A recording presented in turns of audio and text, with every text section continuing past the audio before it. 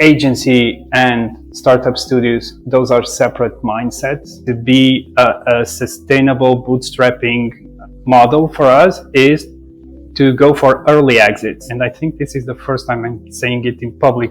We are just closed the fifth exit, 15 products. We still don't have a specific focus. Let's make sure this product grows well so that we can have a good exit in 2 years. We are supporting almost 60 startups at the incubator. I think that's why we've been able to attract and support so many startups from all over the world. It's because we didn't launch a Lisbon-based incubator. We launched an incubator, and all the processes and methodologies that we've put in place, we ourselves have 20% of shares. It feels like you're not satisfied. Clients of the agency always come first, because the agency right now, we are working with some of the biggest brands here in Portugal. Our focus was much more, can we build products that people want to use, than can we build products that people want to pay for.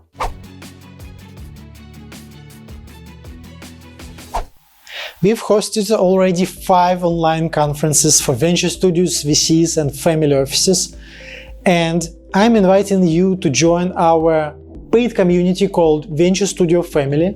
If you are a venture studio founder or a representative or a manager of a venture studio, you want to learn the best practices and know how different venture studios operate.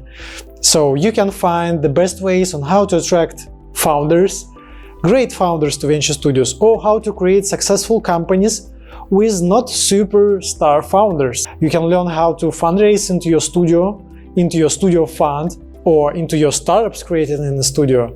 You can learn how to create a sustainable studio which has cash flow and which can be not dependent on external venture capital.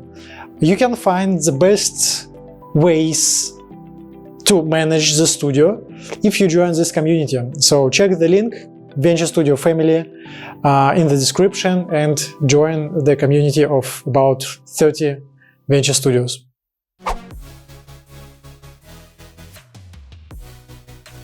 Rui, hello. Hello, we are both in Portugal. I know Build Up Labs from maybe 2.5 years ago, when I wanted to apply for the startup visa in Portugal. So this was one way to me to relocate to Portugal, and Build Up Labs was one of the accelerator and incubator, which partners with government somehow. So like, if you approved my project, I would have ability to relocate to using startup visa.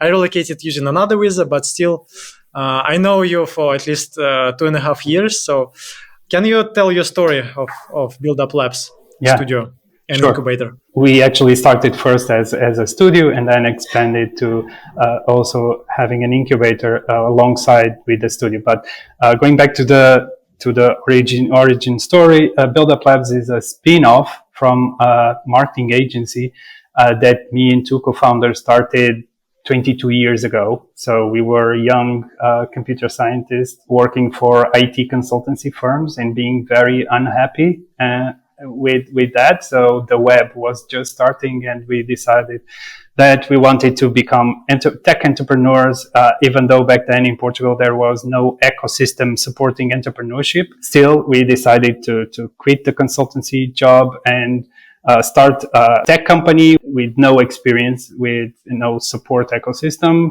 That means that I think we've made every single mistake possible while trying to make it work.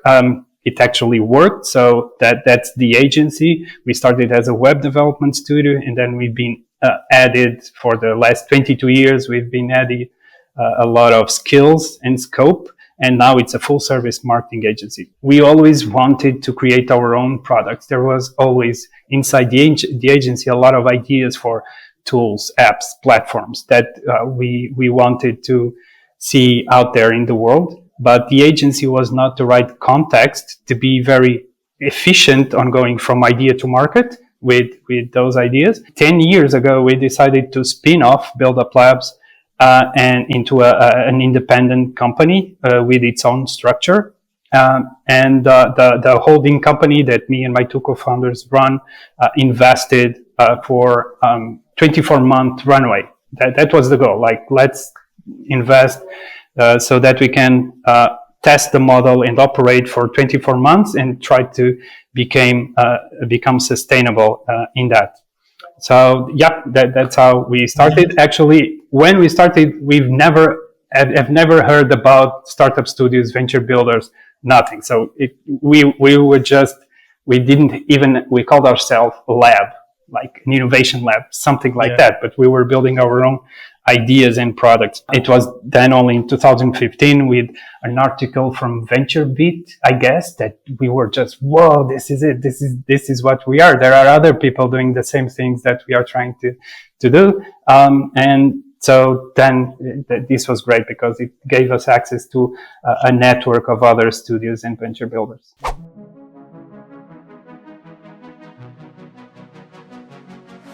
Your story is interesting because you started as a marketing agency, and many marketing agencies, they feel pain that when they do some development for other companies or startups or founders, they are not able to bring them to success, and like they start to think, oh, if we have our own products, we potentially could grow our business much faster than just having a development or a creative or digital agency.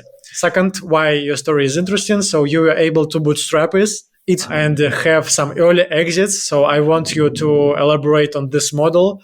So, like, I don't know how much money have you invested for this 2 years? What was the team, and how you were able to bootstrap during those 10 years without attracting external capital? So yeah, we besides that initial investment from our own holding company, we've been then bootstrapping for the last seven years. So that first investment was to sustain four people team just to come up with the first product ideas, develop, launch it, and try to get some product market fit on those ideas.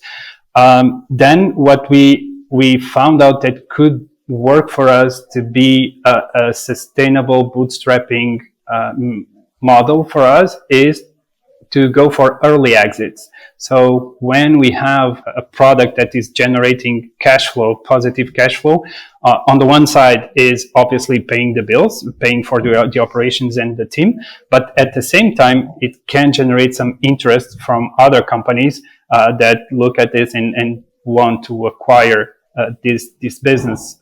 And so that happened. I think that's why we've had many exits. For our size, we are now just closing, and I think this is the first time I'm saying it in public. We are just closed the fifth exit. So from 15 products, we have 5 exits. Wow, 33%. Yeah, and that's how we've been sustaining. They are never big exits, but they are enough to sustain for next year's startups and businesses that we develop. So not to say that this is the model that we want to follow for the future, but it's definitely a model that enabled us to keep learning on how to build businesses and startups and sustain the team. Yeah.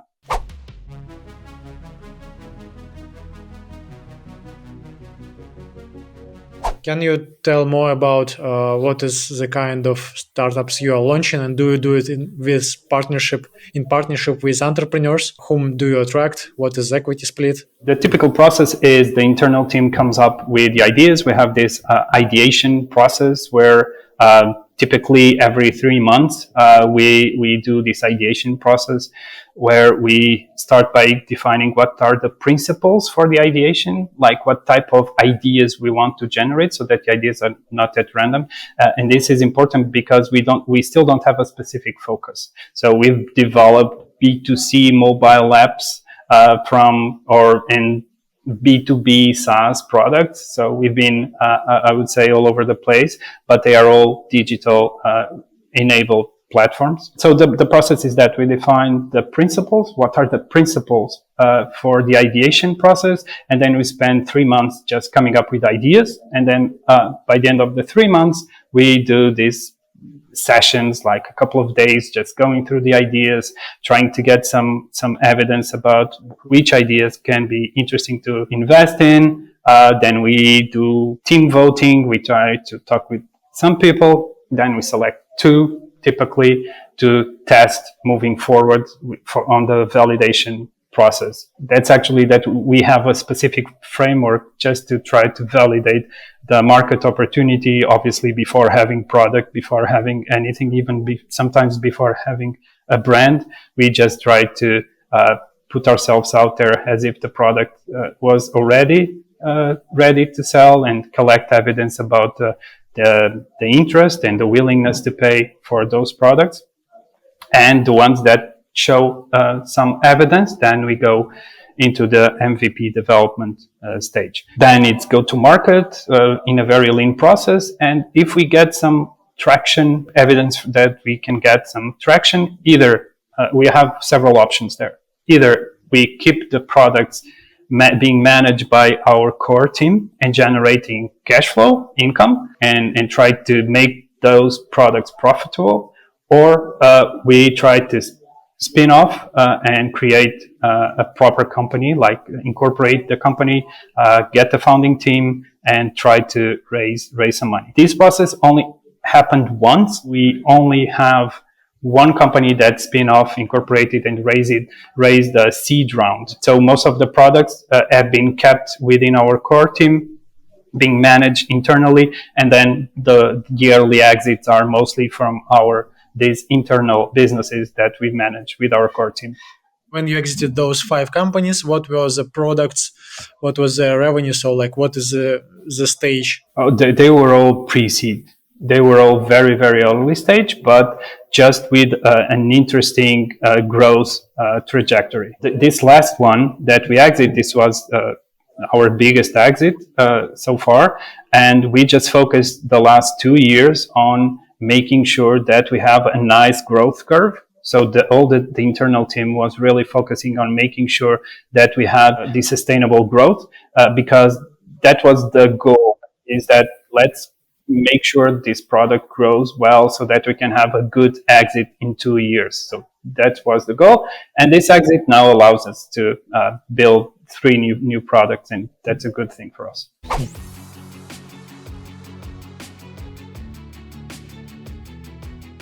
Can you share about 2 models you have, incubator and studio, and what is the difference? How do you have separate teams for this, and how it works in both cases? When we started, it was just a startup studio. That was our focus, and that's still our focus. But what happened is that we became very much involved with Portuguese in Lisbon entrepreneurial ecosystem. So we started to get invited for lectures, to be mentors in other acceleration programs, or to be juries in some demo days.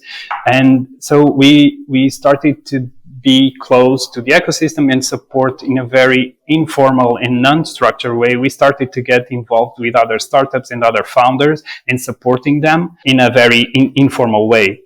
So 3 years ago, already under COVID, we decided that we could have a great impact on the entrepreneurial ecosystem here in Lisbon if we gave some structure to the support that we were already providing to some startups, and sharing all this knowledge and the learnings that we had from the studio. So we decided to create the incubator, that we can have a better support for those founders that we were already supporting. So it's a separate operation. We have a different team managing the incubator, but obviously there's a lot of knowledge sharing and mentoring, because the team at the studio has a lot of knowledge to share, practical knowledge to share with the startup founders at the incubator. So that's something that the founders at the incubator really value, is this knowledge sharing from the startup studio team, from our experience, the tools, the methodologies that we use. Great added value for the incubator. We are supporting almost 60 startups at the incubator from 24 different nationalities. So it has been a great experience to work with so many founders from all over the world. I would say that only half of the founders and startups are in Portugal, because we launched the incubator as we launch any other product from the studio, which is let's go global from day one. I think that's why we've been able to attract and support so many startups from all over the world. It's because we didn't launch a Lisbon-based incubator. We launched an incubator, and all the processes and methodologies that we've put in place are there to be able to help founders and startups wherever they are in the world. Do you have some shares in incubator when you help some startups, or it is paid services? Right. So the business model so far at the incubator, and we've been also iterating and experimenting with the business model. Right now, the startups pay a monthly fee just for the support that we give them to have access to the community, and we have a community of more than 100 people. So there's a lot of value just by being part of this founders community that we have. Also have access to perks, and we have many hundreds of thousands of euros that we can give the startups just in perks and credits from the partners that we have.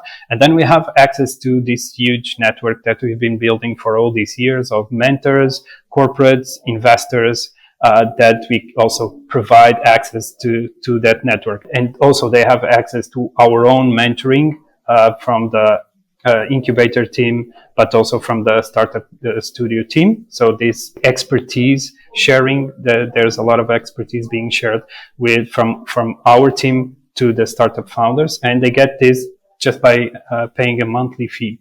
We do have a success fee when we help them fundraise. So fundraise is a very recurring need that the startups have, and we support them in the fundraising process, and we have a success fee. For now, we don't take equity. So that's something that we've been planning for the future on how can we do it. Most probably the best way to do it is to raise ourselves an investment vehicle so that we can invest some money into the companies. That way we can take some equity from the company. And in case of your product studio or startup studio, you have only one external entrepreneur who manages the company. So in this case, you probably has less than half of shares, like minority of shares, right? We ourselves have 20% of shares. But in the products you are creating inside the team, like you are 100% owned products, which generate revenue to support the team, right? Exactly. So we own 100% of the products that are still being managed within the team. Obviously, on the exits, there's a bonus, a prize for the team involved in it. Yeah.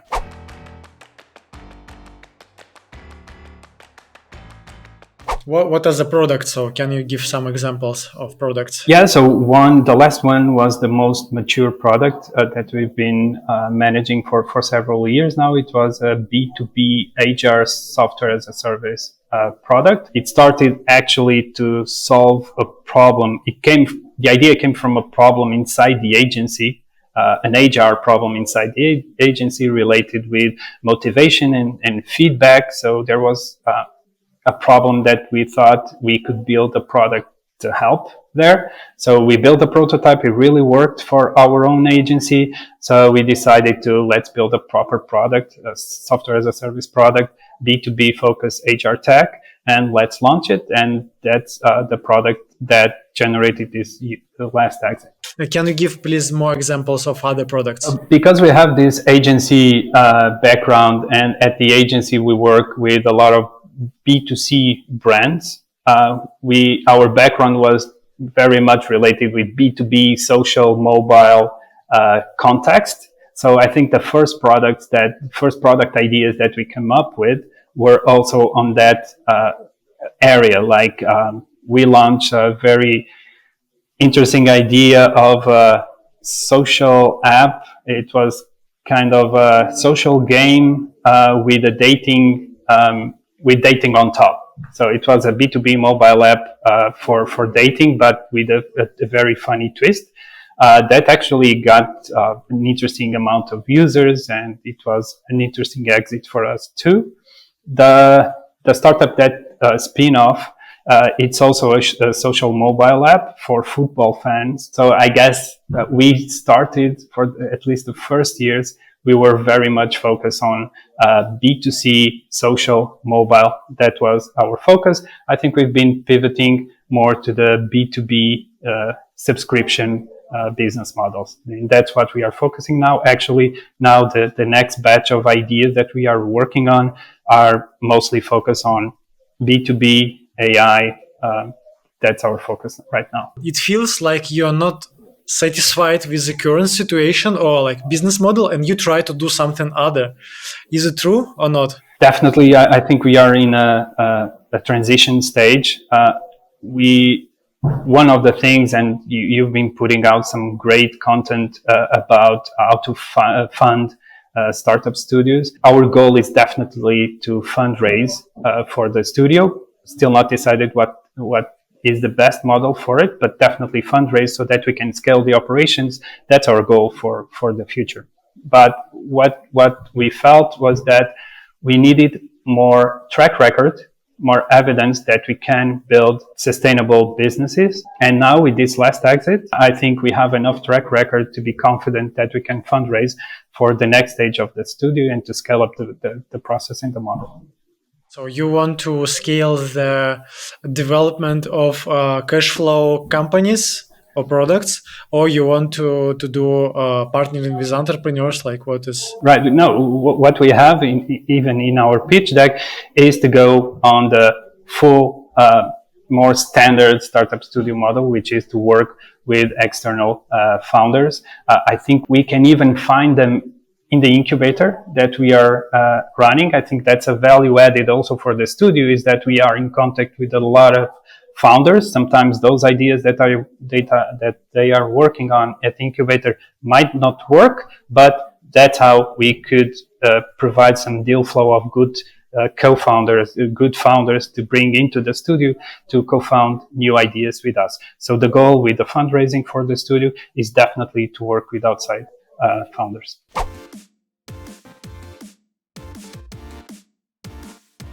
What would you say to many marketing and digital agencies? Do you recommend them to switch to this venture studio model or startup studio model, or to build their own products? What do you think is important to share? So I definitely recommend that they don't try to make it inside the agency.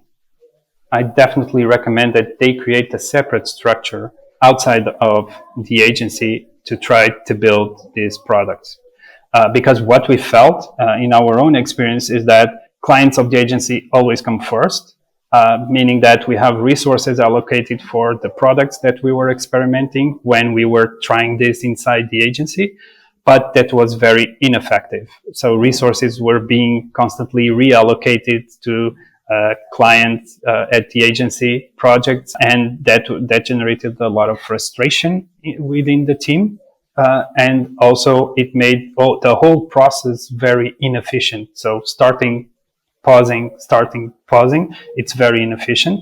So we understood that for us, at least, it would never work to build products inside the agency context. That's why we spin off Build Up Labs as a separate entity, even though we are sharing the same space, we are sharing the same shareholders, we have separate teams. Still, there is a company which is like pure marketing agency. Oh yeah, and that's still working very, very well. But it's even a different culture. The agency has a very different culture and mindset, because the agency right now, we are working with some of the biggest brands here in Portugal. So it's more of a corporate consultancy services that we provide at the agency, while at Build Up Labs is the lean startup mindset. Two different worlds. Yeah. You already have experience of 10 years of the startup studio, yeah. And more than 10 years, so you said 22 years. 22 years of agency, yes. If we compare the last 10 years, so agency brought more profits or not? Agency brought much, definitely, yes. Maybe agencies don't have to create studios, or you think that there is also a potential and like they have to try it? That's more a strategic decision than an advice I could give. It really depends on the willingness and the drive that exists inside the agency. If the drive inside the leadership and the team at the agency is to really build their own products, then I would advise to first spin off, create a separate team, a small team, make sure that you put a process in place, make sure that you are able to go from idea to market to traction. and then decide if you want to keep both. We decided to keep both, or if you want to transition from one to another. Your shareholders, how are they split between two entities? Yeah, so we have me and my two co-founders from 22 years ago. We have a holding company that has ownership in the agency and the studio. I mean, what is your focus in terms of time? Like, do you all work both on both companies, or two co-founders work on agency and you work on the Build Up Labs? So I've been transitioning, and now for the last 3-4 years, I'm full time at Build Up Labs. But it was a transition period, and my other two co-founders are still focusing mostly on the agency. But when you launched it, so it was like just a side project launching a startup studio 10 years ago, or you also like was full-time? No, I was managing both. So I was leading some part of the operations and some projects at the agency, some innovation projects at the agency, while also trying to manage the startup studio.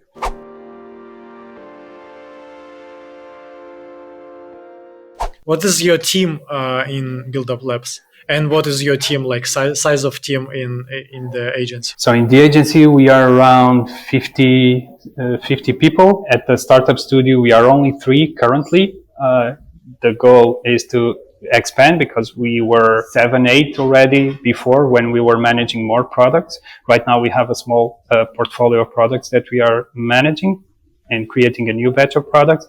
And we have 2 people at the incubator.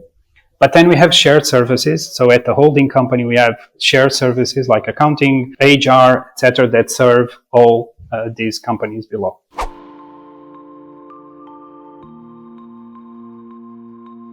The question is, you launched about 15 products, 5 sold. Do they generate all revenue, or some generated for some time? Like, what is the success rate of those products? In generating revenue, I think that the ones that failed were the ones that we could not generate any revenue. So then that was probably the decision to pull the plug, is that we were not able to generate revenue for those ideas. That's also true that they were the first ideas that we put in the market. Those were the first ones, where our focus was much more, can we build products that people want to use, than can we build products that people want to pay for. That's part of the learning curve. We started with products that people want to use. How many products do you have which generate revenue after selling the company? Selling the other one, we have only one, which is a spin-off where we are still involved. And we just launched one that hopefully will start generating revenue in the coming weeks. But yeah, that's it.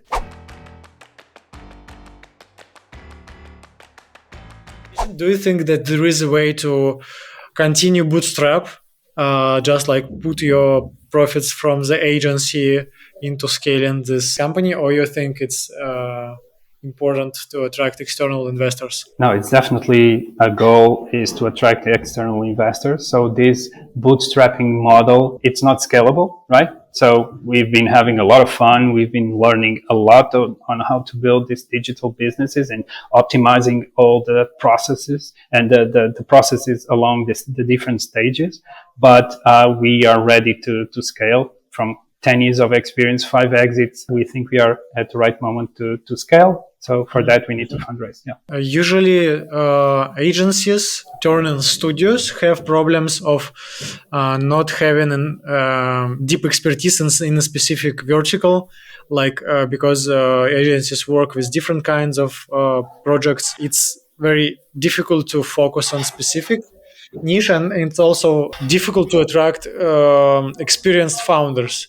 So how do you plan to solve this problem? Do you feel that it is a problem to attract experienced founders to partner with the startup studio? As I was mentioning before, first of all, we are in Lisbon, and there's fortunately a great entrepreneurial ecosystem from Portuguese founders, but many like yourself, entrepreneurs that come from abroad and want to live in Lisbon. And we have the thriving entrepreneurial talent in Lisbon. And at the same time, as I mentioned before, having 60 startups at the incubator, that gives us access to a potential pool of great founders that we can bring to the studio side. About expertise, like agnostic or specialized studio, what do you think? Do you think that it's difficult? So from my point of view, it's difficult to attract great entrepreneurs because they couldn't add some value in terms of like, we have a customer base in this field, we understand this field. So what I see the problem is when agencies attract entrepreneurs, they provide marketing services or development, and still it attracts usually first-time founders which are not able to fundraise, and so they are ready to get free services, share equity, or give up equity. Because like it's just difficult to fundraise. What do you think about this problem? Do you have some decision or some thoughts on? Of course, you have this incubator with potential founders and ideas, but do you think that it is necessary or not necessary to be specialized or verticalized? That's definitely a question that we've been dealing since the beginning. As I mentioned before, in the beginning, because we came from the agency, our mindset was very much focused on B2C social mobile apps. We've transitioned that because those are very, very hard to monetize and to generate revenue. And we've been transitioning into the B2B SaaS space, software as a service. So I think that's where we've been optimizing all our skills. It's on the B2B SaaS, but we still haven't decided on a specific vertical. So we know that the business model is definitely B2B SaaS, but the specific verticals, that's something that we still leave room for exploration.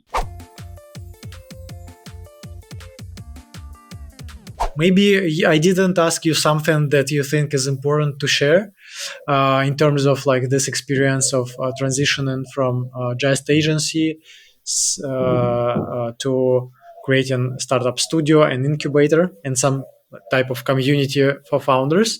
If I understand right, that it is almost fully remote. Maybe I didn't ask you something and you want to share something additional. Agency and startup studios, those are separate mindsets. So don't try to mix them. We definitely did not mix them. We separated them to be more effective. Bootstrapping, we made it happen, and we made it possible by this concept of early exits.